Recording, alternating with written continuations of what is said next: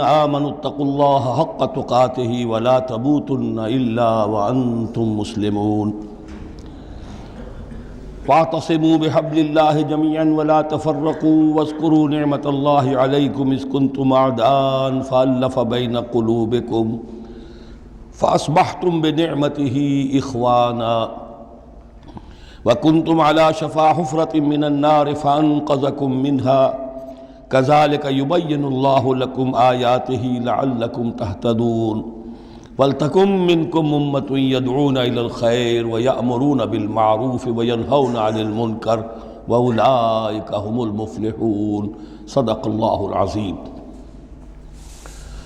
رب اشرح لي صدري ويسر لي أمري واحلل عقدة من لساني يفقهوا قولي۔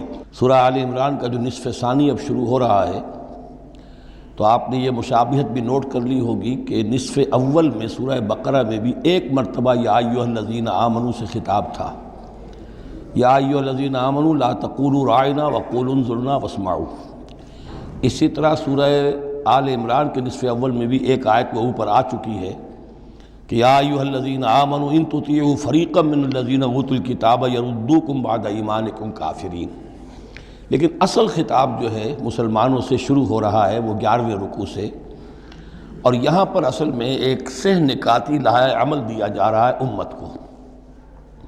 ظاہر بات ہے کہ یہ امت اب ہمیشہ قائم رہنے والی ہے قیامت تک، اور اس میں زوال بھی آئے گا، اور اللہ تعالیٰ لوگوں باہمت لوگوں کو بھی پیدا کرے گا، اولو العزم لوگوں کو پیدا کرے گا، جیسا کہ ہمیں معلوم ہے مجددین امت اٹھتے رہے ہر صدی کے اندر۔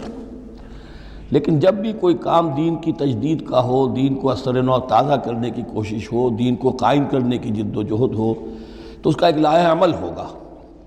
وہ لائحہ عمل ہے جو ان 3 آیات میں جو ابھی میں نے آپ کو پڑھ کر سنائی ہیں نہایت جامعیت کے ساتھ سامنے آیا ہے، اور یہ حسن اتفاق ہے کہ یہ 3 آیات ہیں، جیسے سورۃ العصر 3 آیات ہیں، ایسے یہ 3 آیات ہیں نہایت جامع۔ اس میں پہلا نقطہ کیا ہے؟ جب بھی کوئی کام کرنا ہے سب سے پہلے افراد کی شخصیت سازی، کردار سازی۔ یا ایھا الذین آمنوا اتقوا اللہ حق تقاتہ، اہل ایمان اللہ کا تقوی اختیار کرو جتنا کہ اس کے تقوی کا حق ہے۔ ولا تموتن الا وانتم مسلمون، اور دیکھنا ہرگز موت نہ آنے پائے مگر فرما برداری کی حالت میں۔ یہ سب سے گاڑھی آیت ہے قرآن مجید میں تقوی کی تلقین کے لیے۔ اللہ کا حق جتنا ہے اتنا تقوی۔ اس پر صحابہ گھبرا گئے کہ یا رسول اللہ، اللہ کا حق کون ادا کر سکتا ہے؟ پھر جب آیت اتری ہے سورہ تغابن کی کہ فاتقوا اللہ ما استطعتم، اپنی امکانی حد تک تقوی اختیار کرو، تب ان کی جان میں جان آئی۔ ساتھ ہی یہ کہ مت مرنا مگر حالت فرما برداری میں۔ کیا معنی ہے؟ کوئی پتہ نہیں کس لمحے موت آ جائے، کوئی لمحہ نافرمانی میں نہ گزرے، مبادا موت کا ہاتھ اسی وقت آ کر تمہیں دبوچ لے۔ اس طرح کی شخصیتیں اگر پہلے نہ بنی ہوں تو کوئی کام نہیں ہو سکتا۔ پہلے کردار سازی افراد کی۔ اب جب یہ کردار سازی ہو، دوسرا مرحلہ کیا ہے؟ وَاعْتَصِمُوا بِحَبْلِ اللَّهِ جَمِيعًا وَلَا تَفَرَّقُوا، ایک اجتماعیت اختیار کرو، اللہ کی رسی کو مضبوطی سے تھام لو، مل جل کر، اور تفرقے میں مت پڑو۔ یہاں چونکہ اس سے پہلے جو رکوع ختم ہوا ہے وَمَن يَعْتَصِم بِاللَّهِ، جو اللہ تعالیٰ سے چمٹ جائے، اللہ کی حفاظت میں آ جائے، فَقَدْ هُدِیَ إِلَىٰ صِرَاطٍ مُسْتَقِيمٍ۔ اور سورہ حج کی آخری آیت میں بھی یہ لفظ آیا ہے فَأَقِیمُوا الصَّلَاةَ وَآتُوا الزَّکَاةَ وَاعْتَصِمُوا بِاللَّهِ۔ اب اللہ کی حفاظت میں کیسے آئے؟ اللہ سے کیسے چمٹے؟ اس کے لیے فرمایا وَاعْتَصِمُوا بِحَبْلِ اللَّهِ، اللہ کی رسی سے چمٹ جاؤ، اللہ کی رسی کو مضبوطی سے تھام لو۔ اور یہ اللہ کی رسی کون سی ہے؟ متعدد احادیث کے ذریعے سے واضح ہوتا ہے کہ یہ ہے قرآن۔ ایک طرف ہے انسان میں تقوی، ایک طرف اس میں علم آنا چاہیے، قرآن کا فہم پیدا ہونا چاہیے، قرآن کے نظریات کو سمجھنا چاہیے، قرآن کی حکمت کو سمجھنا چاہیے۔ انسانوں میں اجتماعیت جو ہے وہ جانوروں کے گلوں کی طرح نہیں ہو سکتی کہ بھیڑ بکریوں کا ایک بڑا ریوڑ ہے اور ایک چرواہا جو ہے وہ لکڑی لے کر ان کو سب کو ایک ڈسپلن میں لیے ہوئے ہے۔ انسانوں کو جمع کرنا ہے تو ان کے ذہن ایک بنانے ہوں گے، ان کی سوچ ایک بنانی ہوگی۔ یہ حیوان عاقل ہیں، یہ باشعور لوگ ہیں، ان کی سوچ ایک ہو، نظریات ایک ہو، مقاصد ایک ہو، ہم آہنگی ہو، نقطہ نظر ایک ہو، تبھی تو یہ جمع ہوں گے۔ اس کے لیے وہ چیز چاہیے جو ان میں یکرنگی خیال، یکرنگی نظر، یک جہتی مقاصد کی ہم آہنگی پیدا کر دے، اور وہ قرآن ہے، حبل اللہ۔ هو حبل اللہ المتین، حضرت علی سے روایت ہے۔ حضرت عبداللہ ابن مسعود سے ہے، حضور نے فرمایا القرآن حبل اللہ الممدود من السماء الی الارض، اللہ کی مضبوط رسی ہے جو آسمان اور زمین کے درمیان تنی ہوئی ہے۔ ایک اور حدیث میں فرمایا فاستبشروا فإن طرفه بأيديكم وطرفه بيد اللہ، خوشیاں مناؤ، یہ قرآن ایسی شے ہے کہ جس کا ایک سرا تمہارے ہاتھ میں، ایک سرا اللہ کے ہاتھ میں۔ تو تقرب الی اللہ کا ذریعہ بھی قرآن، اور آپس میں تمہیں جوڑ کر رکھنے کا ذریعہ بھی قرآن۔ یہی وجہ ہے کہ ہماری ساری یہ تحریک جو ہے میری، اس کا اصل جو منبع ہے، سرچشمہ ہے، اس کا مبنی ہے، مدار ہے، وہ دعوت رجوع القرآن۔ پوری زندگی میں نے اپنی الحمدللہ کھپائی ہے اس کام میں، اور اسی کے ذریعے سے انجمن خدام القرآن اور قرآن اکیڈمیز، پھر 1 ایئر کورس، نوجوان جو ہیں تعلیم یافتہ لوگ ہیں، وہ پی ایچ ڈی بھی کر چکے ہیں، وہ ڈاکٹر بھی بن گئے ہیں، وہ انجینئر بھی ہیں، لیکن دین کی طرف سے جاہل ہیں، قرآن سمجھ نہیں سکتے۔ وہ آئیں، 1 سال رہیں ہمارے پاس، عربی سیکھیں، قرآن سیکھیں، تاکہ اس پر عمل ہو سکے۔ تو دوسرا نقطہ ہوا واعتصموا بحبل اللہ جمیعا ولا تفرقوا واذکروا نعمت اللہ علیکم اذ کنتم اعداء، اور ذرا یاد کرو جو اللہ کا انعام تم پر ہوا کہ تم تو ایک دوسرے کے دشمن تھے۔ فَأَلَّفَ بَيْنَ قُلُوبِكُمْ، تو اللہ نے تمہارے دلوں کے اندر الفت پیدا کر دی۔ فَأَصْبَحْتُمْ بِنِعْمَتِهِ إِخْوَانًا، تم اللہ کے فضل و کرم سے بھائی بھائی بن گئے۔ یہ یہاں گویا کہ اولین مخاطب یہاں انصار ہیں۔ ان کے جو 2 قبیلے تھے اوس اور خزرج، وہ آپس میں لڑتے آ رہے تھے 100 برس سے، خاندانی دشمنیاں چلی آ رہی تھیں، قتل کے بعد قتل، ادھر کا قتل ادھر کا قتل۔ لیکن اب جب یہ ایمان آیا، اللہ کی کتاب آ گئی، محمد الرسول اللہ آ گئے، تو اب وہ شیر و شکر ہو گئے، ان کے جھگڑے ختم ہو گئے۔ اس طرح پورے عرب کے اندر غارت گری ہوتی تھی، اسے دارالامن بنا دیا۔ وَكُنْتُمْ عَلَىٰ شَفَا حُفْرَةٍ مِّنَ النَّارِ، اور تم تو آگ کے گڑھے کے کنارے تک پہنچ گئے تھے، بس اس میں گرنے والے تھے۔ فَأَنْقَذَكُم مِّنْهَا، تو اللہ نے اس سے تمہیں نکال لیا اور بچا لیا۔ كَذَلِكَ يُبَيِّنُ اللَّهُ لَكُمْ آيَاتِهِ لَعَلَّكُمْ تَهْتَدُونَ، اس طرح اللہ تعالیٰ اپنی آیات تمہارے لیے واضح کر رہا ہے تاکہ تم راہ پاؤ، صحیح راہ پر قائم رہو۔ یہ 2 نقطے ہو گئے۔ پہلے افراد کے کردار کی تعمیر، تقوی اور تابعداری، فرما برداری، پھر جمعیت، تنظیم، جماعت، اور اس کے لیے جو معنوی جو اس کے لیے ہے، جو محور ہے اس تنظیم کا، وہ معنوی محور کیا ہے؟ قرآن مجید، حبل اللہ، احتسامش کن کہ حبل اللہ اوست، مضبوطی سے تھامو، اس کو علامہ اقبال کہتے ہیں قرآن کو، حبل اللہ یہ ہے۔ اب یہ جو حبل اللہ، اور جو اس کے لیے ظاہری شکل بنے گی، وہ بھی اس صورت میں ہم پڑھ چکے ہیں، من انصاری اللہ، کہ کوئی اللہ کا بندہ کھڑا ہو اور کہے کہ میں تو اس راستے پر چل رہا ہوں، اب کون ہے جو میرے ساتھ آتا ہے اور میرا مددگار بنتا ہے۔ اب ایسی جمعیت جو وجود میں آئی، وہ کیا کرے گی؟ یہ تیسری آیت اہم ترین ہے۔ وَلْتَكُن مِّنكُمْ أُمَّةٌ يَدْعُونَ إِلَى الْخَيْرِ وَيَأْمُرُونَ بِالْمَعْرُوفِ وَيَنْهَوْنَ عَنِ الْمُنكَرِ، سے نکاتی پھر آ گیا۔ تیسرے میں 3 کام، یہ جماعت کے کرنے کے کام صرف 3 ہیں۔ دعوت خیر، دعوت الی الخیر، اور سب سے بڑا خیر یہ قرآن ہے۔ یامرون بالمعروف، نیکی کا حکم دیتے رہیں، وینہون عن المنکر، اور بدی سے روکتے رہیں، واولئک ھم المفلحون، اور یہی لوگ ہیں جو فلاح پانے والے ہیں۔ ولتکن منکم امۃ، تم میں سے ایک ایسی امت وجود میں آنی چاہیے۔ منکم ہے، گویا کہ ایک بڑی امت ہے، امت مسلمہ۔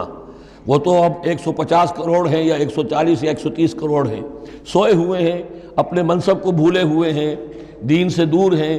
تو اب اس امت کے اندر چھوٹی امت بنے، ایک جماعت بنے، وہ جماعت اپنے ذمے یہ کام لے لے، جاگو اور جگاؤ، جو ہمدرد کا ایک جو نعرہ ہے کہ اب جاگو اور جگاؤ، اللہ نے تمہیں جاگنے کی صلاحیت دے دی، اب اوروں کو جگاؤ، اور اس کے لیے طاقت فراہم کرو، ایک جماعت بناؤ۔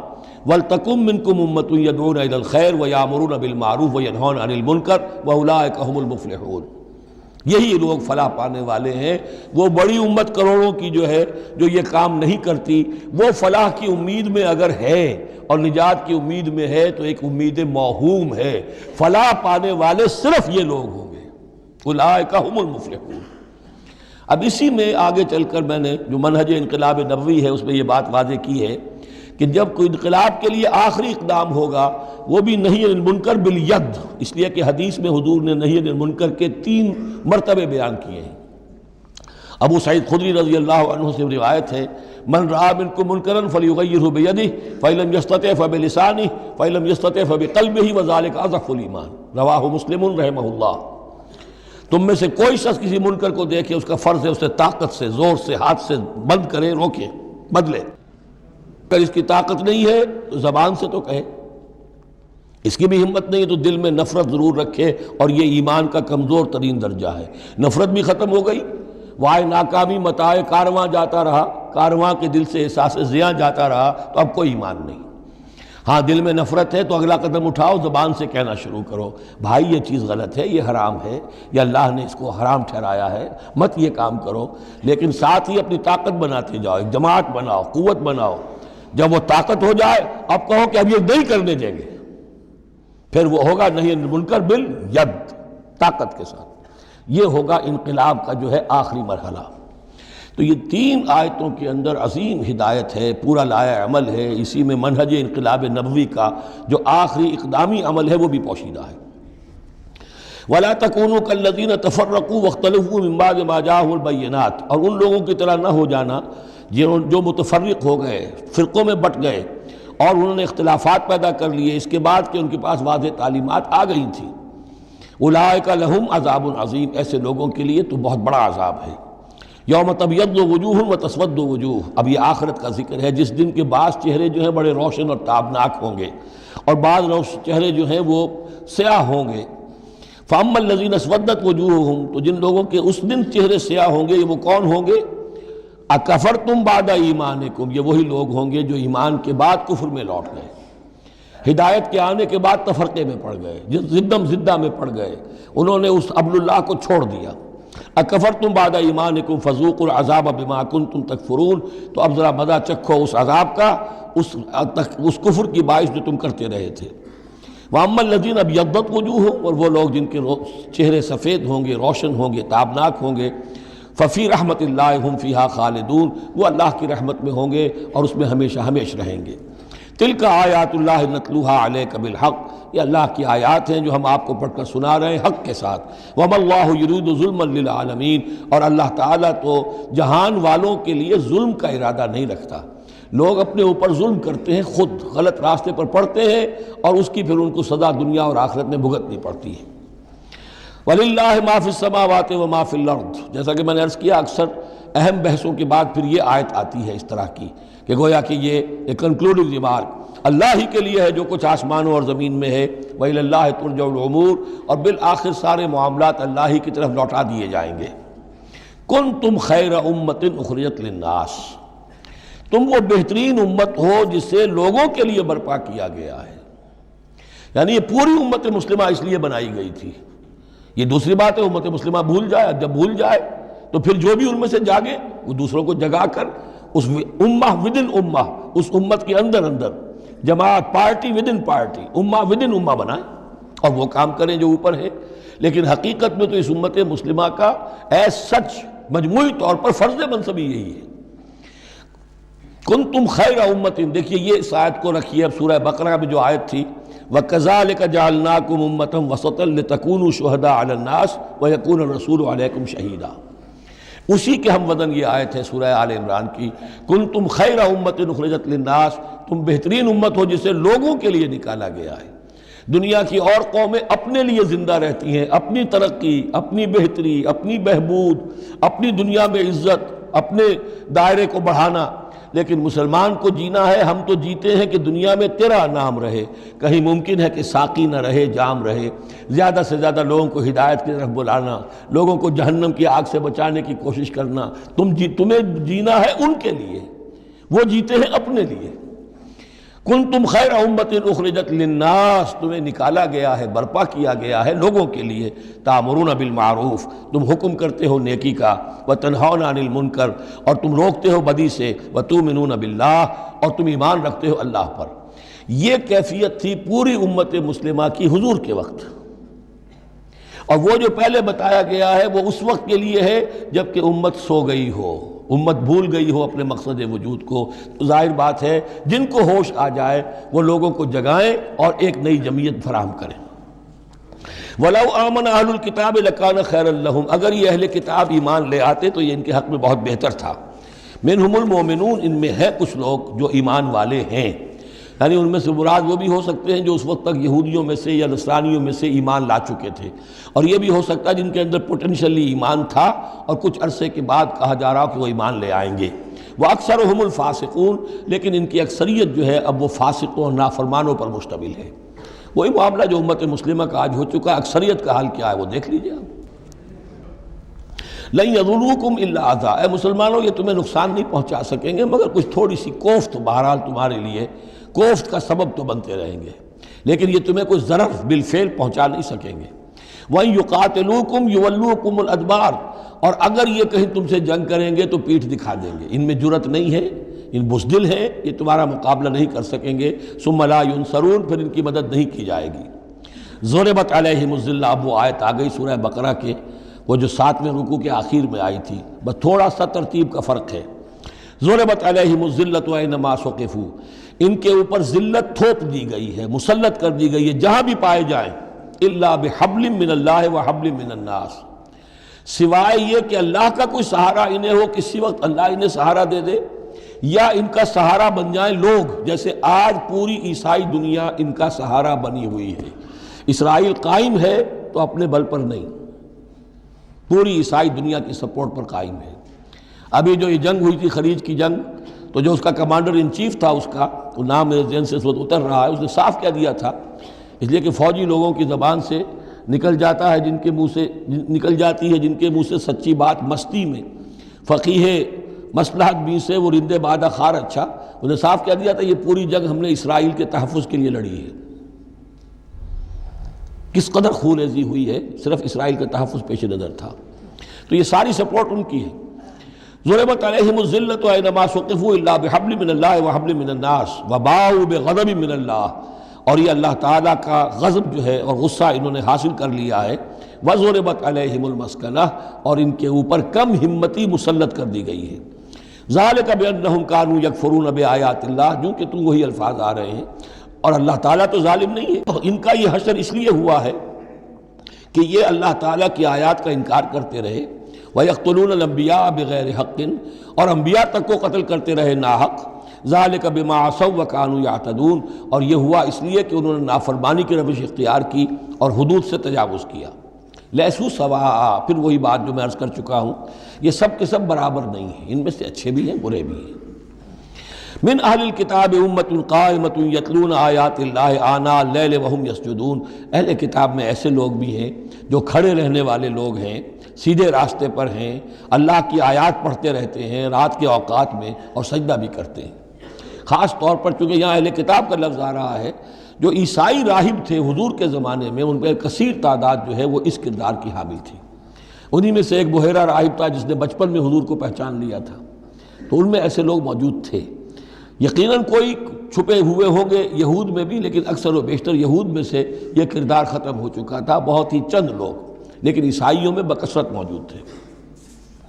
لیسوا سواء من اہل الکتاب امۃ قائمۃ یتلون آیات اللہ آناء اللیل وہم یسجدون یؤمنون باللہ والیوم الآخر، وہ ایمان رکھتے ہیں اللہ پر اور یوم آخر پر، وَيَأْمُرُونَ بِالْمَعْرُوفِ وَيَنْهَوْنَ عَنِ الْمُنْكَرِ، نیکی کا حکم دیتے ہیں بدی سے روکتے ہیں، وَيُسَارِعُونَ فِي الْخَيْرَاتِ، اور نیکیوں میں ایک دوسرے سے آگے نکلنے کی کوشش کرتے ہیں، وَأُولَٰئِكَ مِنَ الصَّالِحِينَ، اور یقیناً یہ صالحین میں سے ہیں، وَمَا يَفْعَلُوا مِنْ خَيْرٍ فَلَنْ يُكْفَرُوهُ، جو خیر بھی یہ کریں گے تو اس کی ناقدری نہیں کی جائے گی۔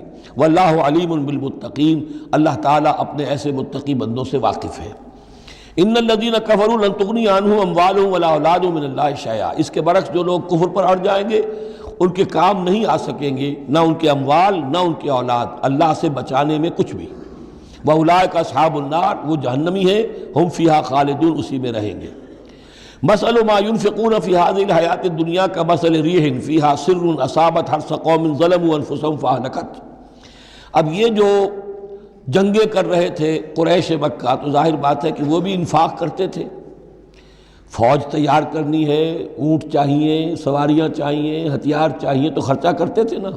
اب یہ اس کی طرف اشارہ ہے کہ یہ لوگ جو دنیا کی زندگی میں کچھ خرچ کرتے ہیں، یا تو دین کی مخالفت کے لیے، یا اپنے جی کو ذرا جھوٹی ایک تسلی دینے کے لیے کہ ہم کچھ نہ کچھ صدقہ خیرات بھی کرتے ہیں چاہے ہمارا کردار کتنا ہی گر گیا ہو، تو ان کے انفاق کی مثال ایسی ہے کمثل ریح فیہا سر، کہ جیسے ایک زوردار آندھی ہو جس میں پالا ہو، بہت ٹھنڈ ہو، اصابت حرث قوم، وہ کسی قوم کی کھیتی کو آ پڑے، ظلموا انفسہم، جنہوں نے اپنی جان پر ظلم کیا، فاہلکت ہو، اور اس سب کو تباہ و برباد اور تہس نہس کر کے رکھ دے۔ یعنی ان کی یہ نیکیاں، ان کا یہ انفاق، ان کی یہ جد و جہد، یہ سب کی سب بالکل ضائع ہو جانے والی ہیں، ہبط ہو جانے والی نیکیاں اور ضائع جانے والی ان کی ساری مساعی اور دوڑ دھوپ۔ وما ظلمهم اللہ ولکن انفسہم یظلمون، اور انہوں نے، ان پر اللہ نے کوئی ظلم نہیں کیا بلکہ وہ اپنی جانوں پر خود ظلم ڈھا رہے ہیں۔ یا ایھا الذین آمنوا لا تتخذوا بطانۃ من دونکم، اہل ایمان مت بناؤ اپنے بھیدی اپنے سوا کسی کو، یعنی رازدار نہ بناؤ سوائے کسی مسلمان کے جس کے بارے میں اطمینان ہو، صاحب ایمان ہے، اس کے علاوہ کسی اور شخص کو اپنا بھیدی نہ بناؤ۔ چونکہ یہ مدینے میں رہتے تھے بہت عرصے سے، ان کی دوستیاں تھیں یہودیوں کی، اور ادھر جو ہے یہ اوس اور خزرج کے لوگوں کی، وہ دوستیاں ہیں، پس منظر ہیں، پرانے تعلقات ہیں، روابط ہیں، اس کی وجہ سے وہ بسا اوقات جو راز کی باتیں ہوتی تھیں وہ بھی بیچارے سادہ لوح مسلمان اپنی نیکی کے اندر، سادگی میں، وہ بھی ان کو بتا دیتے تھے۔ لا تتخذوا بطانۃ من دونکم لا یعلونکم خبالا، وہ تمہارے لیے کسی خرابی میں کوئی کسر نہیں چھوڑتے۔ ودوا ما عنتم، انہیں پسند ہے وہ چیز جو تمہیں تکلیف میں ڈالے، مشقت میں ڈالے۔ قد بدت البغضاء من افواہہم، ان کی جو دشمنی ہے تم سے وہ ان کے منہوں سے بھی ظاہر ہو چکی ہے، ان کا کلام ایسا ہوتا ہے، آتش برساتے ہیں زبان سے۔ وما تخفی صدورہم اکبر، اور جو کچھ زبان سے ظاہر ہوتا ہے وہ تو پھر بھی کم ہے، ان کے دلوں کے اندر جو آگ بھڑک رہی ہے دشمنی کی اور حسد کی، وہ اس سے کہیں بڑھ کر ہے۔ قد بینا لکم الآیات ان کنتم تعقلون، ہم نے تمہارے لیے اپنی آیات کو واضح کر دیا ہے اگر تم عقل سے کام لو، یعنی باز آ جاؤ، اپنے اس طرز عمل کو دیکھو۔ ہاں انتم اولئک تحبونہم، تمہارا حال تو یہ کہ تم ان سے محبت کرتے ہو، شرافت ہے تمہاری، سادہ لوحی ہے، پرانے تعلقات ہیں، ان تعلقات کو تم نبھانا چاہتے ہو۔ ولا یحبونکم، لیکن جان لو وہ تم سے محبت نہیں کرتے۔ وتؤمنون بالکتاب کلہ، اور تمہاری شان یہ کہ تم پوری کتاب کو مانتے ہو، تم تورات کو بھی مانتے ہو، انجیل کو بھی مانتے ہو۔ یہ نصیبا من التورات آیا تھا نا، نصیبا من الکتاب، کتاب ہی کا ایک حصہ تھا تورات، کتاب ہی کا ایک حصہ اللہ تعالیٰ کی اس قدیم کتاب جو ام الکتاب میں سے ہی پھر یہ انجیل آئی ہے، اسی ام الکتاب سے پھر قرآن مجید کامل آیا ہے۔ تو تم تو مانتے ہو پوری کتاب کو۔ وَإِذَا لَقُوكُمْ قَالُوا آمَنَّا، اور جب یہ تم سے ملتے ہیں تو کہتے ہیں جی ہم بھی مومن ہیں، ہم بھی مانتے ہیں، بات ٹھیک ہے آپ کی۔ وَإِذَا خَلَوْا، جب وہ علیحدگی میں ہوتے ہیں، خلوت میں ہوتے ہیں، عَضُّوا عَلَيْكُمُ الْأَنَامِلَ مِنَ الْغَيْظِ، تو اب تم پر غصے کی وجہ سے اپنی انگلیاں چباتے ہیں۔ عَضَّ يَعُضُّ، انگلیاں کاٹنا غصے میں، کہ اب کچھ پیش نہیں جا رہی اور اسلام کا جو ہے معاملہ اور آگے سے آگے بڑھتا جا رہا ہے، لیکن یہ کہ اس کے غصے میں پیچ و تاب کھاتے ہیں، اپنی انگلیاں چباتے ہیں۔ قل موتوا بغیظکم، ان سے کہو کہ مرو اپنے اس غصے میں، غم میں، اپنے جذبات میں۔ ان اللہ علیم بذات الصدور، یقیناً اللہ تعالیٰ جو کچھ سینوں کے اندر مضمر ہے اس سے بھی واقف ہے۔ ان تمسسکم حسنۃ تسؤہم، اگر تمہیں اے مسلمانوں کوئی بھلائی پہنچ جائے، کوئی خیر ہو جائے، تمہیں کہیں فتح نصیب ہو جائے، انہیں بری لگتی ہے۔ وَإِن تُصِبْكُمْ سَیِّئَةٌ یفرحوا بِہَا، اور اگر تمہیں کوئی تکلیف پہنچے، کہیں کوئی زخم پہنچ جائے، کوئی عارضی طور پر شکست کہیں ہو جائے، جیسے احد میں ہو گئی تھی، تو بڑے خوش ہوتے ہیں، شادیانے بجاتے ہیں۔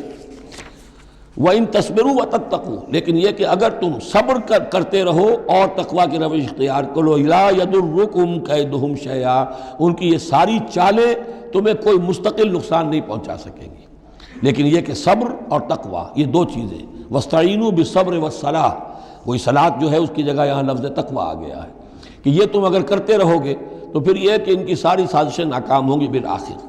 ان اللہ بما یعملون محیط، جو کچھ یہ کر رہے ہیں اللہ اس کا احاطہ کیے ہوئے ہے، یہ اللہ کے اس دائرے سے جو اللہ نے ایک حد کھینچی ہوئی ہے اس سے آگے نہیں نکل سکتے، بس اس کے اندر اندر اچھل کود کر رہے ہیں، جو بھی ان کی سازشیں وہ ہو رہی ہیں، لیکن یہ کہ اللہ تمہیں ضمانت دے رہا ہے کہ کوئی مستقل تمہیں نقصان یہ نہیں پہنچا سکیں گے۔ اب یہاں سے 6 رکوع، میں نے عرض کیا تھا کہ نصف ثانی کو 3 حصوں میں تقسیم سمجھیے، پہلے 2 رکوع مکمل ہو گئے، 11واں اور 12واں۔ اب 6 رکوع مسلسل چلیں گے غزوہ احد کے حالات پر۔ پہلے وہ غزوہ سمجھ لیجئے کہ تھا کیا۔ غزوہ بدر کا چونکہ تذکرہ ہوگا وہ تو سورہ انفال میں ہم پڑھیں گے، ترتیب مصحف اور ہے، زمانی ترتیب نہیں ہے، ترتیب نزولی نہیں ہے۔ غزوہ بدر میں مسلمانوں کو بہت زبردست اللہ نے فتح دی، کفار کو، کفار مکہ کو بڑی زک پہنچی، 70 بڑے بڑے تقریباً سارے ان کے بڑے سردار مارے گئے۔ ان کے اندر اب جو جلن تھی اور غصہ تھا، اور عرب کا یہ مزاج تھا کہ بدلہ لینا ہے، لہذا 1 سال کے اندر انہوں نے پوری تیاری کی، تمام جو بھی کر سکتے تھے ساز و سامان جمع کیا، 3000 کا لشکر لے کر۔ اور اب ابو سفیان، ابو جہل تو مارا جا چکا تھا، وہ تھا سردار جو کہ بدر میں آیا تھا فوج لے کر۔ اب ابو سفیان جو ہیں وہ چونکہ بعد میں ایمان لے آئے، ان کے نام کو تو ہم ادب کے ساتھ ہی لیں گے، اب وہ سردار تھے اس وقت، اور وہ 3000 کا لشکر لے کر آئے، اور اس دفعہ وہ اتنا اہتمام کر کے آئے تھے کہ ہماری فتح یقینی ہے، اپنے بچوں کو، خاص طور پہ خواتین کو بھی ساتھ لے کر آئے، تاکہ ہمارے اندر غیرت رہے کہ ہماری عورتیں بھی ساتھ ہیں، اگر کہیں میدان سے ہمارے قدم اکھڑ گئے تو ہماری عورتیں جو ہے وہ قبضے میں چلی جائیں گی مسلمانوں کے۔ تو ہند جو تھی، اس کی بیوی، ابو سفیان کی بیوی ہند، وہ بھی ایمان لے آئی بعد میں، لیکن عتبہ کی بیٹی تھی، اس کا باپ اور بھائی، عتبہ ابن ربیعہ اور چچا اس کا اور بھائی، یہ 3 جو ہیں بدر میں قتل ہو چکے تھے، مسلمانوں کے ہاتھوں واصل جہنم ہو چکے تھے۔ تو ہند کے سینے کے اندر بھی انتقام کی آگ تھی۔ باقی تو یہ کہ کوئی گھر بچا ہی نہیں تھا مکے کا جن کا کوئی نہ کوئی آدمی مارا نہ گیا، اور 70 آدمی مارے گئے تھے۔ اب یہ جب لوگ آئے ہیں تو ادھر حضور نے مشورہ کیا صحابہ سے کہ کیا کرنا چاہیے، لشکر آ گیا 3000 کا۔ کچھ لوگوں نے کہا کہ ٹھیک ہے، کھل کر مقابلہ کریں گے، ڈٹ کر مقابلہ کریں گے، چلیں گے میدان میں۔ حضور کا اپنا رجحان ادھر تھا کہ یہ صورتحال ایسی ہے کہ ہم اگر مدینے میں محصور رہ کر مقابلہ کریں تو بہتر ہے۔ لیکن جو لوگ بدر کے بعد ایمان لائے تھے، ایک تو ان کا جوش و خروش تھا، ان کا ہمیں تو شہادت چاہیے، ہمیں آخر اس موت سے کیا ڈر ہے، شہادت ہے مطلوب و مقصود مومن، نہ مال غنیمت نہ کشور کشائی۔ تو حضور نے ان کا لحاظ کرتے ہوئے آپ نے فیصلہ کر دیا ٹھیک ہے، ہم میدان میں جائیں گے، کھل کر مقابلہ کریں گے۔ اس پر جب وہ مقابلے میں پہنچ گئے ہیں، آپ لے کر گئے تھے 1000 آدمی باہر۔ جب آمنا سامنا ہوا ہے تو وہاں عبداللہ ابن ابی یہ کہہ کر اپنے 300 آدمیوں کو لے کے واپس آ گیا۔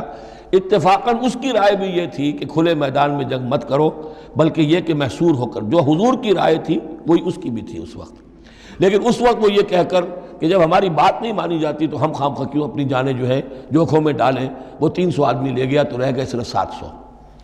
ان 700 میں سے بھی 2 گھرانے ایسے تھے، بنو حارثہ بنو سلمہ، ان کے قدم بھی تھوڑی دیر کے لیے ڈگمگائے، لیکن پھر ان کو اللہ تعالیٰ نے حوصلہ دیا اور وہ جم گئے، وہ 300 چلے گئے۔ اس کے بعد اللہ نے وعدہ کیا ہوا تھا مدد کا، جنگ ہوئی، مدد آئی اور اللہ نے فتح دے دی۔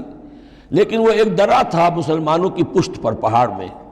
حضور کو اندیشہ تھا کہ ایسا نہ ہو کہ وہاں سے ہم پر حملہ ہو جائے، تو 2 طرف سے ہم چکی کے پاٹ کے درمیان، 2 پاٹوں کے درمیان آ جائیں۔ وہاں 50 تیر انداز آپ نے مقرر کر دیے تھے کہ یہاں سے مت ہلنا، چاہے تم یہ دیکھو کہ ہم سب مارے گئے اور ہمارے گوشت جو ہے وہ کوے اور چیلیں کھا رہے ہیں، تب بھی تم نے نہیں ہلنا یہاں سے۔ لیکن جب مسلمانوں کو فتح ہو گئی، وہاں اختلاف ہو گیا کہ حضور نے جو فرمایا تھا وہ شکست کے سلسلے میں تھا، اب تو فتح ہو گئی ہے، چلو اب چل کے مال غنیمت جمع کرنے میں باقی تم لوگوں کا ساتھ دو۔ جو وہاں کے لوکل کمانڈر تھے وہ منع کرتے رہے کہ ہرگز مت ہلو، حضور کا حکم یاد رکھو۔ وہ تعویل کر چکے تھے حضرت حضور کے حکم کی۔ 35 چلے گئے، 15 رہ گئے۔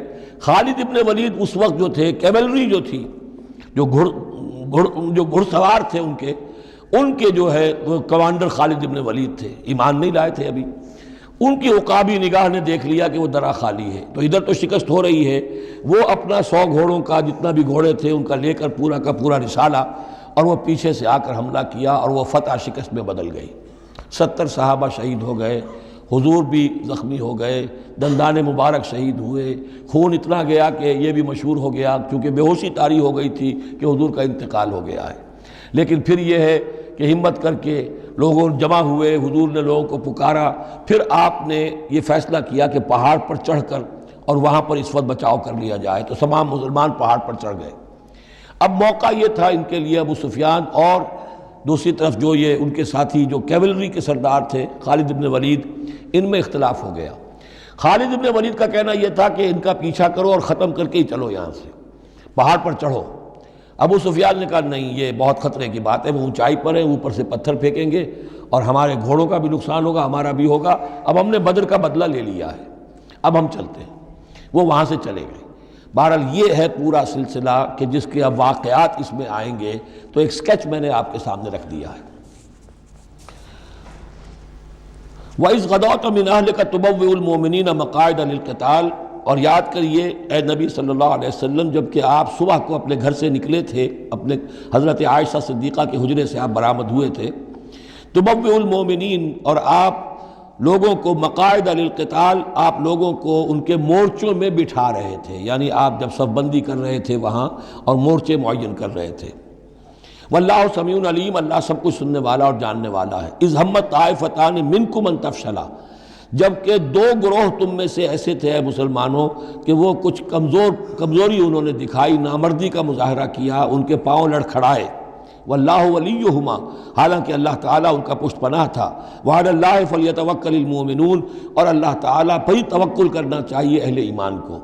جیسا کہ میں نے عرض کیا، یہ بنو حارثہ بنو سلمہ انصار کے دو گھرانے تھے، عارضی سی ان کے اندر کمزوری آئی، بر بنائے تب بشری، لیکن پھر وہ جم گئے، لیکن ان کی جو ہے ذکر قرآن میں کر دیا گیا، اور وہ اس پر فخر کرتے تھے کہ ہم وہ لوگ ہیں کہ جن کا ذکر اللہ نے قرآن میں کیا ہے، واللہ ولیہما، کیونکہ پھر وہ عارضی سی جو ان پر آئی تھی کمزوری وہ رفع ہو گئی۔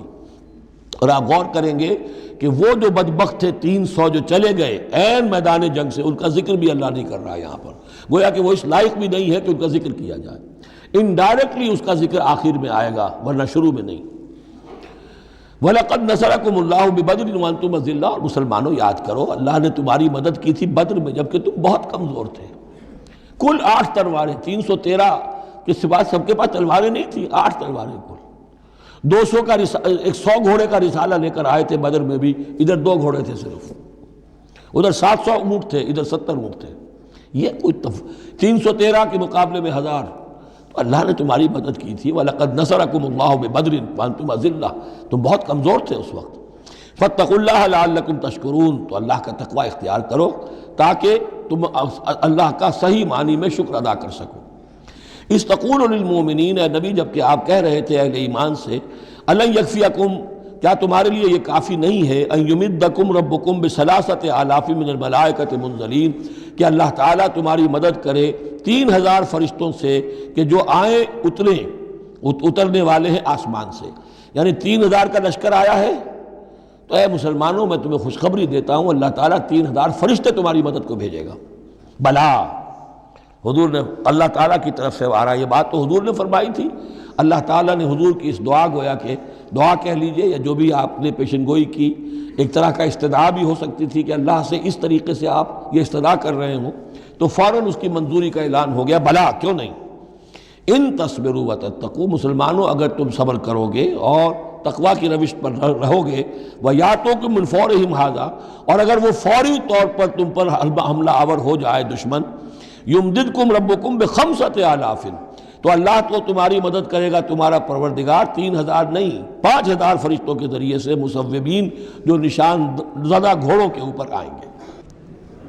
لیکن اس کے ساتھ دیکھیے وَمَا جَعَلَهُ اللَّهُ إِلَّا بُشْرَىٰ لَكُمْ، لیکن یہ سب بھی اللہ تعالیٰ کی طرف سے ایک بشارت کے طور پر تمہیں بتا دیا گیا، وَلِتَطْمَئِنَّ قُلُوبُكُمْ بِهِ، اور تاکہ تمہارے دل مطمئن ہو جائیں، وَمَا النَّصْرُ إِلَّا مِنْ عِنْدِ اللَّهِ، مدد تو ہوتی ہی اللہ کی طرف سے ہے، فرشتوں کا بھیجنا بھی ضروری نہیں ہے، اللہ فرشتوں کو بھیجے بغیر مدد کر سکتا ہے، کن فیکون کی شان رکھتا ہے، لیکن تمہاری طبع بشری کے حوالے سے تمہیں یہ خبر دی گئی ہے کہ 3000 کی اگر دشمن سامنے ہے تو تمہیں 3 نہیں 5000، اگر وہ فوری طور پر آگے حملہ آور ہو گئے تو 5000 تمہیں فرشتے بھیج دیں گے۔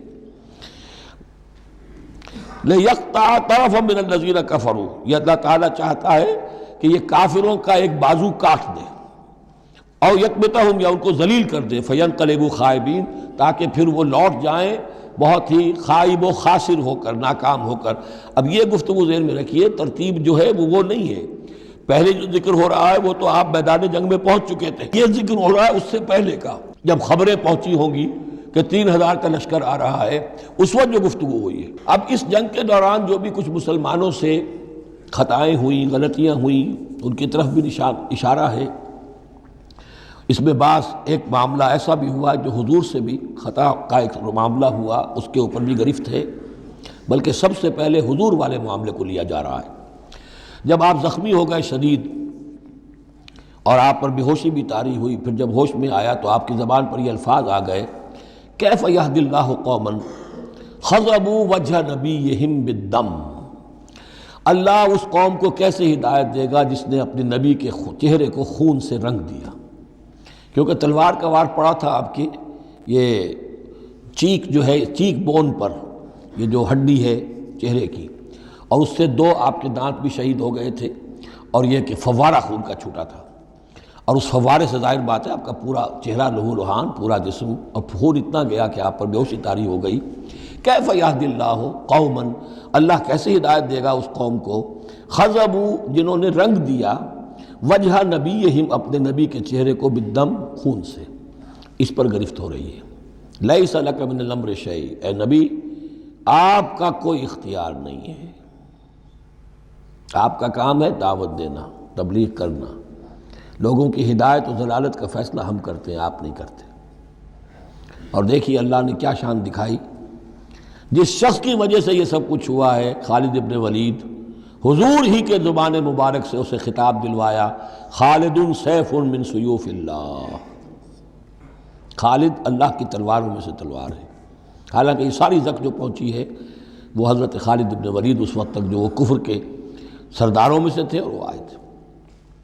لیس لک من الامر شیء، اے نبی یہ اختیار آپ کا نہیں ہے، او یتوب علیہم او یعذبہم، اللہ کے اختیار میں، وہ چاہے گا تو ان کی توبہ کی توفیق دے دے گا، وہ ایمان لے آئیں گے، یا اللہ چاہے گا انہیں عذاب دے گا، فإنہم ظالمون، اس لیے کہ ظالم تو ہیں، انہوں نے گناہ تو کیا ہے، غلط کام کر رہے ہیں، سزا کے وہ حقدار ہو چکے ہیں، لیکن ہو سکتا ہے اللہ انہیں ہدایت دے دے۔ اب دیکھیے یہ وقت کی بات ہوتی ہے، چند سال پہلے طائف میں وہ دعا جو ہے آپ سے کہا گیا، فرشتہ آیا کہ اے نبی جنہوں نے آپ پر پتھراؤ کیا ہے اور آپ کی توہین و تذلیل کی ہے، یہ ملک الجبال جو ہے کہتا ہے کہ میں حاضر ہوں، مجھے اللہ نے بھیجا ہے، آپ فرمائیں تو ان دونوں پہاڑوں کو ٹکرا دوں جن کے مابین یہ وادی کے اندر یہ شہر طائف آباد ہے، تاکہ یہ سب پس جائیں، سرما ہو جائیں۔ آپ نے فرمایا نہیں، کیا عجب کہ اللہ تعالیٰ ان کی آئندہ نسلوں کو ہدایت دے دے۔ لیکن اب یہ مرحلہ کچھ ایسا تھا کہ زبان مبارک سے وہ جملہ نکل گیا۔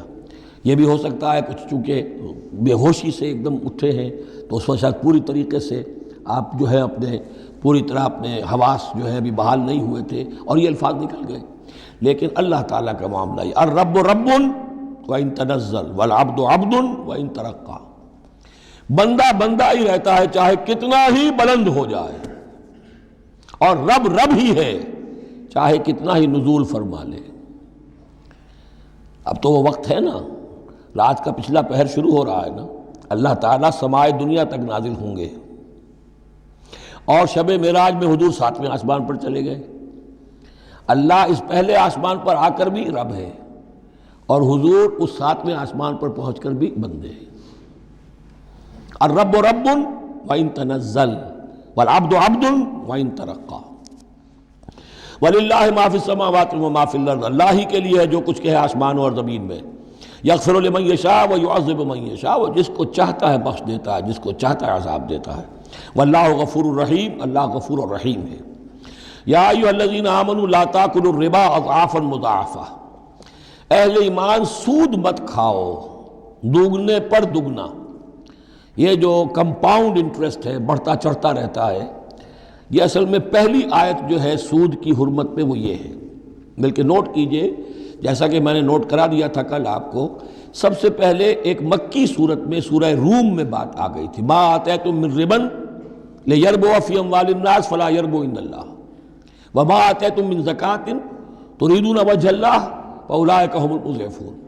تو انفاق فی سبیل اللہ اور سود کو ایک دوسرے کے مقابل رکھ کر جو بھی اس سود کے اندر جو قباحت اور شناعت تھی وہ واضح کر دی، جیسے کہ شراب اور جوئے کی جو خرابی تھی اس کو سورۃ البقرہ میں بیان کر دیا تھا۔ اب یہاں وہ دوسرا آ گیا معاملہ کہ یہ کم سے کم سود کی شرح جو بہت زیادہ، جسے یوجری کہتے ہیں آج کل، یہ سود کے جو ذاتی مسائل کے لیے لیتے ہیں، ہمارے ہاں بھی ایسے سود خور موجود ہیں، بہت ہائی ریٹ آف انٹرسٹ پر وہ دیتے ہیں لوگوں کو قرض اور ان کا خون چوس جاتے ہیں۔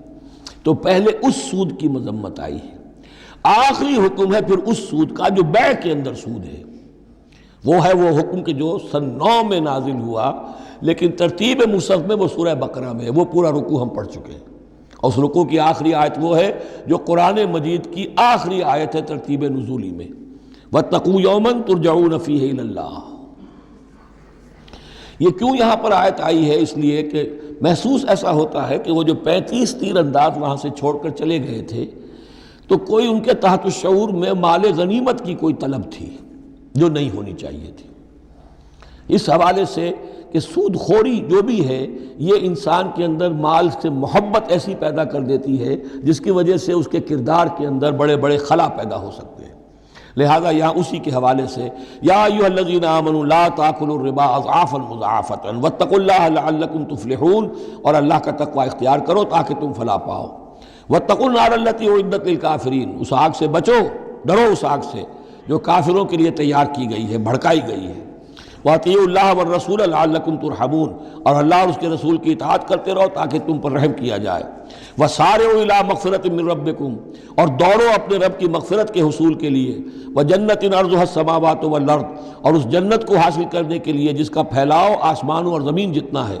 اعدت للمتقین، وہ تیار کی گئی ہے، سنواری گئی ہے، اس کا سنگھار کیا گیا ہے اہل تقوی کے لیے۔ الذین ينفقون فی السراء والضراء، وہ لوگ جو خرچ کرتے ہیں سود کے مقابلے میں انفاق، یہ تقابل پھر دیکھ لیجئے، جو خرچ کرتے ہیں سرائے خوشی میں بھی، والضراء خود تنگ دست ہیں تب بھی کرتے ہیں چاہے تکلیف میں ہیں، والکاظمین الغیظ، اور وہ لوگ جو اپنے غصے کو پی جانے والے ہیں، والعافین عن الناس، اور وہ لوگ جو لوگوں کی خطاؤں سے درگزر کرتے ہیں انہیں معاف کر دیتے ہیں۔ واللہ یحب المحسنین، اللہ تعالیٰ ایسے محسنین کو پسند کرتا ہے، یہ درجہ احسان ہے، اسلام، ایمان، پھر احسان۔ والذین اذا فعلوا فاحشۃ او ظلموا انفسهم، اور اگر ان میں سے کبھی کسی سے کوئی غلطی ہو جاتی ہے کہ اگر وہ کر بیٹھیں کوئی کھلا گناہ، کوئی بے حیائی کا ارتکاب، یا اپنے اوپر کوئی اور ظلم کر بیٹھیں، ذکر اللہ، فوراً انہیں اللہ یاد آ جاتا ہے، فاستغفروا لذنوبہم، تو وہ اللہ تعالیٰ سے استغفار کرتے ہیں۔ یہ مضمون سورہ نساء میں آئے گا کہ اللہ تعالیٰ نے اپنے اوپر واجب ٹھہرایا ہے کہ جو شخص مسلمان صاحب ایمان کو خطا اس سے ہو جائے اور وہ فوراً توبہ کر لے تو اللہ تعالیٰ جو ہے اس نے اپنے اوپر واجب ٹھہرا لیا ہے کہ اس کی دعا کو ضرور قبول کرے گا۔ وَمَن يَغْفِرُ الذُّنُوبَ إِلَّا اللَّهُ، اور کون ہے جو معاف کر سکے گناہوں کو سوائے اللہ کے۔ وَلَمْ يُصِرُّوا عَلَىٰ مَا فَعَلُوا، اور وہ اپنے اس غلط فعل پر اصرار نہیں کرتے، یعنی یہ کہ کرتے چلے جا رہے کرتے چلے جا رہے کرتے چلے جا، موت آ گئی تو اب توبہ کریں گے، تب توبہ نہیں ہے۔ ایک خطا ہو گئی، جذبات میں ہو گئی، بھول میں ہو گئی، فوراً ہوش آیا، فوراً جو ہے گڑ گڑائے، فوراً توبہ کی، عزم مصمم کیا اللہ دوبارہ نہیں کروں گا، پوری پشیمانی کے ساتھ اللہ کی جناب میں اپنے پورے صمیم قلب کے ساتھ توبہ کی، اللہ اس توبہ کی قبول کرنے کی ضمانت دیتا ہے۔ اولئک جزاؤہم مغفرۃ من ربہم، یہ وہ لوگ ہیں کہ جن کا بدلہ ہے ان کے رب کی طرف سے مغفرت، وجنات تجری من تحتہا الانہار خالدین فیہا، اور وہ باغات کہ جن کے نیچے یا جن کے دامن میں ندیاں بہتی ہوں گی اور وہ اس میں ہمیشہ ہمیش رہیں گے۔ ونعم اجر العاملین، اور بہت ہی اچھا بدلہ ہے عمل کرنے والوں کے لیے۔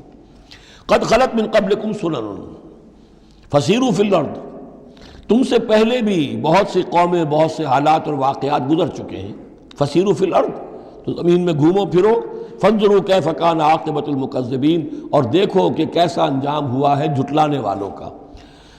جب ان کے قریش کے قافلے جاتے تھے وہ شام کی طرف تو راستے میں تو جو قوم سمود کا مسکن بھی آتا تھا، وہ بستیاں بھی آتی تھیں جن میں کبھی حضرت لوط نے تبلیغ کی تھی، ان کے جو کھنڈرات تھے، تو یاد کرو کہ ان کے ساتھ کیا کچھ ہوا ہے۔ ھذا بیان للناس وھدی وموعظۃ للمتقین، یہ بیان ہے لوگوں کے لیے، وضاحت ہے لوگوں کے لیے، اور ہدایت ہے اور نصیحت ہے متقین کے حق میں۔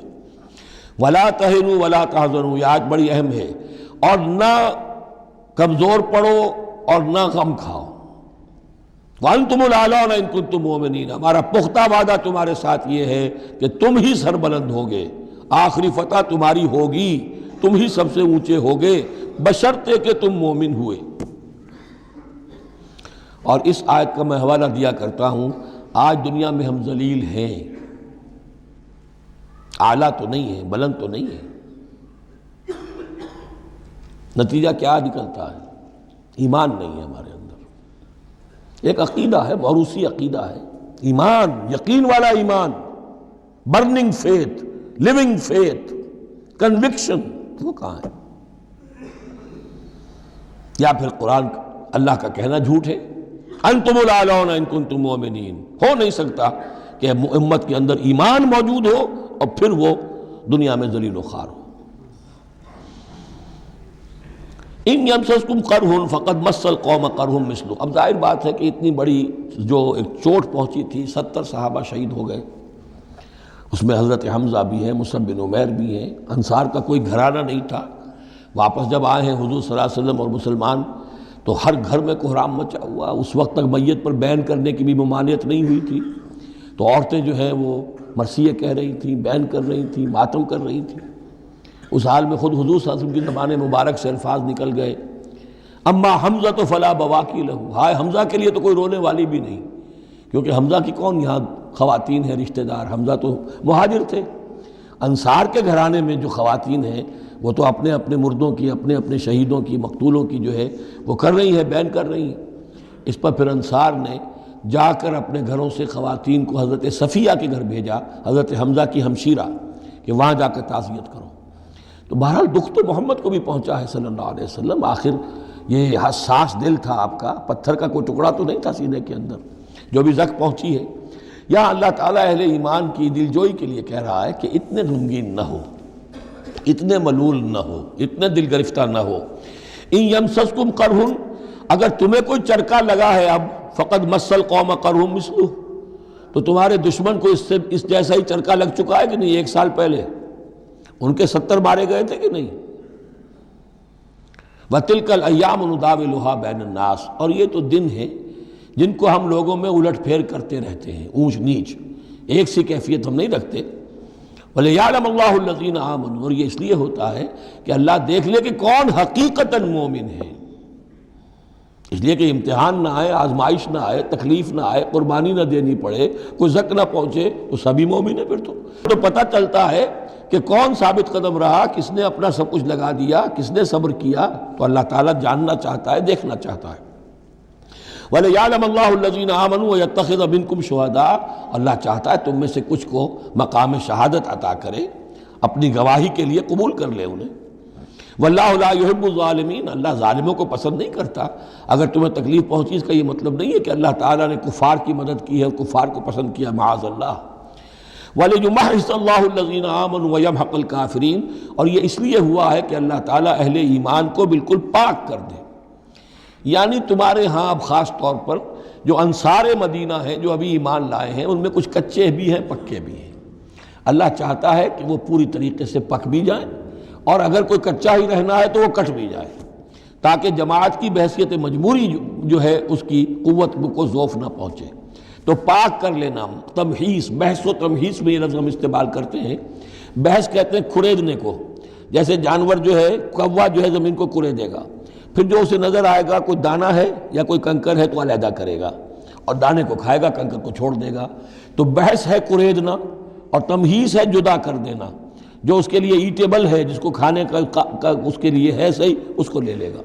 تو اللہ تعالیٰ بھی تمہارے اندر جو گڑمٹ ہو گئے ہیں، کچھ مومن صادق بھی ہیں، کچھ منافق بھی ہیں، کچھ پختہ ایمان والے بھی ہیں، کچھ کمزور ایمان والے بھی ہیں، تو یہ تمحیص کی ہے اللہ نے، دکھا دیا یہ 300 اور یہ عبداللہ ابن ابی یہ منافق ہیں۔ تمہیں نظر آ گیا نہیں؟ ورنہ کیسے نظر میں آتا؟ وَلِيُمَحِّصَ اللَّهُ الَّذِينَ آمَنُوا، تاکہ اللہ تعالیٰ اہل ایمان کو بالکل خالص کر دے، وَيَمْحَقَ الْكَافِرِينَ، اور کافروں کو مٹا دے۔ ام حسبتم ان تدخلوا الجنہ، اب یہ آیت تقریباً وہی ہے وہ جو اس سے پہلے ہم پڑھ چکے ہیں، نوٹ کر لیجئے۔ وہاں وہ آیت نمبر 142 تھی، 214، اور یہاں 142 ہے۔ ڈیجٹس وہی ہیں، آگے پیچھے ان کی ترتیب بدلی ہوئی ہے، اور جمع کریں گے تو 7 کا ہندسہ بنے گا۔ آیت نمبر 214 تھی، ام حسبتم ان تدخلوا الجنہ ولما یاتکم مثل الذین خلوا من قبلکم مستهم الباساء والضراء وزلزلوا حتى يقول الرسول والذین آمنوا معه متى نصر اللہ الا ان نصر اللہ قریب۔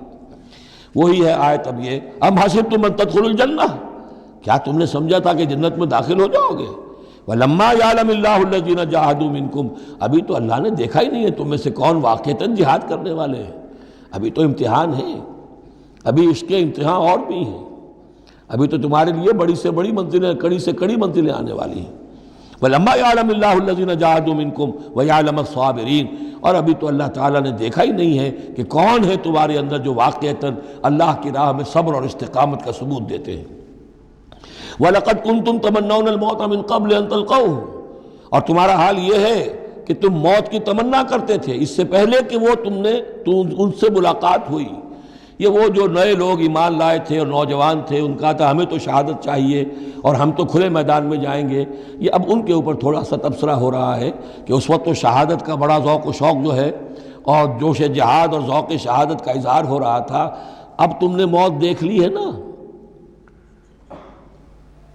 تو یہ ہے موت اتنی اچھی چیز نہیں ہے، موت اتنی آسانی سے انسان اسے قبول نہیں کرتا۔ وَلَقَدْ كُنْتُمْ تَمَنَّوْنَ الْمَوْتَ مِنْ قَبْلِ أَنْ تَلْقَوْهُ، تم تمنائیں کرتے تھے موت کی، شہادت کی، اس سے پہلے کہ اس سے ملاقات ہوتی۔ فَقَدْ رَأَيْتُمُوهُ وَأَنْتُمْ تَنْظُرُونَ، تو اب تم نے اسے دیکھ لیا ہے اپنی آنکھوں سے، نگاہوں سے موت نکلی۔ وَمَا مُحَمَّدٌ إِلَّا رَسُولٌ، اسی میں ایک دفعہ یہ بھی ہو گیا تھا کہ کچھ لوگوں نے یہ کہا کہ جب محمد کا انتقال ہو گیا تو اب کس لیے جنگ کرنی، حضرت عمر بھی ہیں ان میں سے، جب خبر یہ اڑ گئی کہ حضور فوت ہو گئے، انہوں نے تلوار پھیر دی اور بیٹھ گئے، اب کس کے لیے جنگ کرنی؟ تو اس میں کہا گیا کہ یہ تو تمہارا غلط رویہ ہے، گرفت ہو رہی ہے، ہر ایک کے اوپر گرفت ہوگی، پہلی گرفت محمد پر ہو گئی صلی اللہ علیہ وسلم، لیس لک من الامر شیء، تو حضرت عمر بہرحال حضور کے مقابلے میں تو کوئی حیثیت نہیں، ان پر بھی گرفت ہو رہی۔ وما محمد الا رسول، اور محمد کچھ نہیں ہے اس کے سوا کہ وہ اللہ کے رسول ہیں، وہ معبود تو نہیں ہے، تم ان کے لیے تو جہاد نہیں کر رہے، تم جہاد اللہ کے لیے کر رہے ہو، دین کا غلبہ جو ہے وہ اللہ کے دین کا غلبہ ہے، محمد کی حیثیت کیا ہے، وہ تو اللہ کے رسول ہیں۔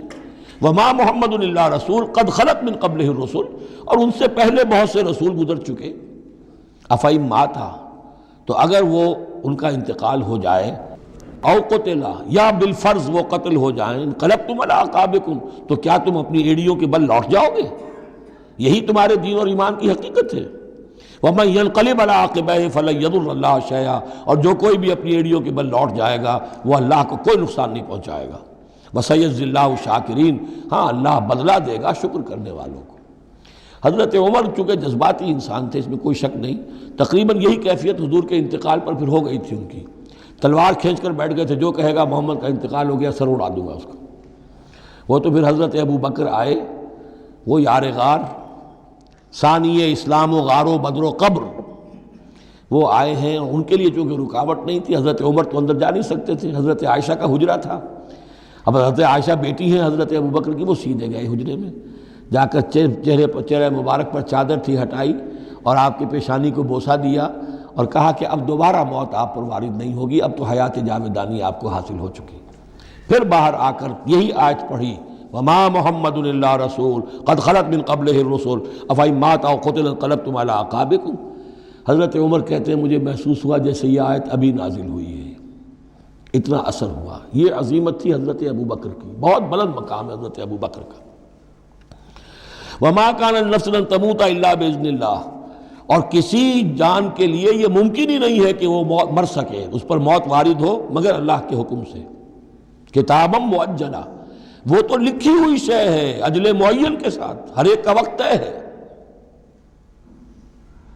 Death is the best guard, آپ کا باڈی گارڈ جو ہے سب سے بہترین وہ موت ہے۔ موت کا وقت جب ہے تبھی آئے گی، اس سے پہلے کوئی آپ کے لیے موت لا نہیں سکتا۔ لہذا سب سے بڑی حفاظت انسان کے لیے خود اس کی موت ہے۔ وما كان لنفس ان تموت الا باذن اللہ کتابا مؤجلا ومن يرد ثواب الدنيا نؤته منها، جو کوئی دنیا کا اجر و ثواب چاہتا ہے ہم اسے دیتے ہیں، یہ سورہ بقرہ میں بھی ہم پڑھ چکے تھے حج کے ذکر میں۔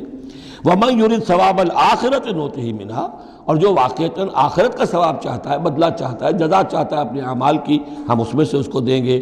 وسنجزی الشاکرین، اور شکر کرنے والوں کا کو ہم جزا دیں گے۔